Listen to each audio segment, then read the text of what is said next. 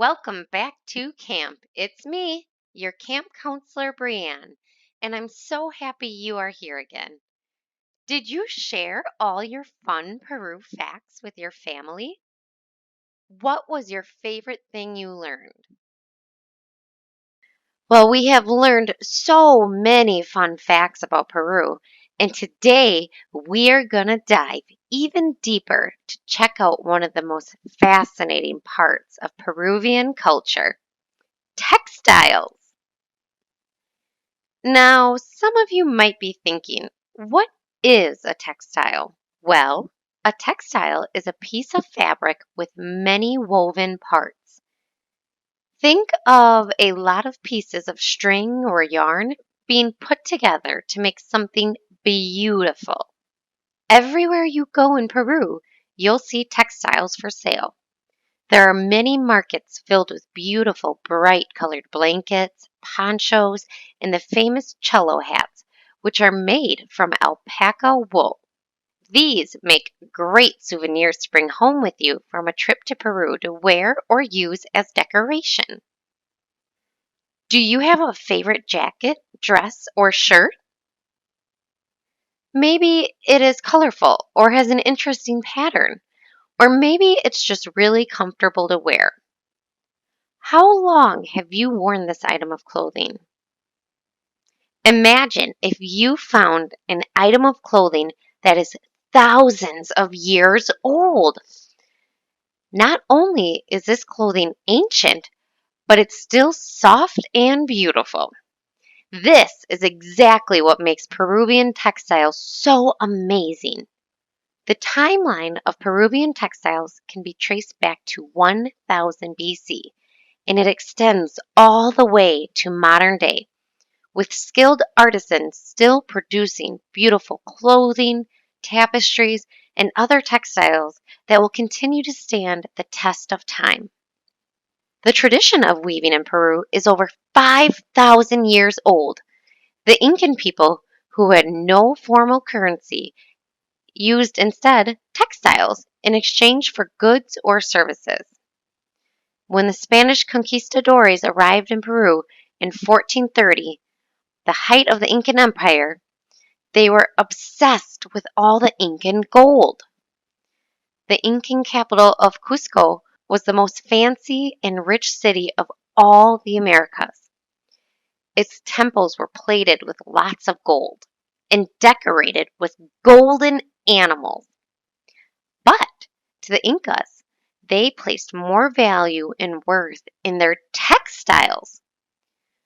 Could you imagine trying to go to the store and buy something with a textile and not money? So crazy. Life way up high in the Andes Mountains in Peru has changed very slowly. In addition to that being seen in the style of dress and typical food, people are still weaving textiles on a loom the same way they have for close to 5,000 years. The ancient Paracas culture on the coast of Peru is known for their well-preserved, vibrant textiles, as well as the infamous Inca Empire that maintained weaving houses, or awanawasi in Quechua language, to produce some of the finest woven cloth known to history. Impress your friends when visiting Peru by referring to the intricately woven designs as payayay, the Quechua term. Each decorative stripe is considered a payayay, and each payayay is created using only 2 or 3 colors of thread. That may be difficult to believe, thinking of how vibrant and varied the colors are, but take a closer look. The base color is usually lighter, with the other colors being brighter or darker to make the pattern pop. When it comes to weaving in the high Andes, not all communities' textiles are the same. Colors and designs differ from community to community. That means you and your neighbor both might make textiles, but they will end up looking a little different. Each community develops their own style and symbols. Think of it this way. The logo and colors of your favorite sports team is different from all the rest, and each have their own meaning. Popular symbols are inspired by nature, like Inti, meaning sun, Mayu, meaning river, Chaaska, meaning star, Taika, meaning flower, and Kocha, meaning lake. They also sometimes include animals, like dogs, ducks, and condors. Many symbols carry more complex meanings that are not easily translated. Often, the meanings will vary from community to community and even from person to person. Just like something might mean something different to you than it does to your friend. Even the colors of the dyes used for the fabrics aren't always the same. The Peruvian people don't have an instruction book for each other, but rather they learn by years and years of practice and passing down from one generation to another. Think, have you ever learned something from your brother or your sister, or a parent, or even a grandparent? The colors used can change depending on who is making them. Today in Peru, textiles are given as gifts in courtship and are important elements in marriage and of coming of age ceremonies. They are also present during religious celebrations. Textiles continue to play an important role in Peruvian culture. In fact, most kids in Peru learn to weave textiles as early as 6 years old. It's important for them to learn the heritage and tradition of their people, but is also an important way for them to help earn money for their families. Now, Foxplorers, let's make our own textiles. Are you ready? First, you will need to gather your supplies. You need a few different colored pieces of paper, scissors, and glue or tape. Choose your base color, then fold that piece of paper in half. Draw vertical lines on the paper so we know where to cut our slits. Space them evenly apart, maybe about 1 inch wide. Make sure they stop 1 inch from the opposite edge. Now, be very careful and cut on your lines.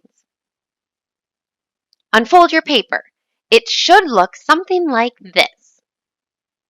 Now, time to cut your paper for weaving. Cut colored paper strips, keep them 1 inch wide.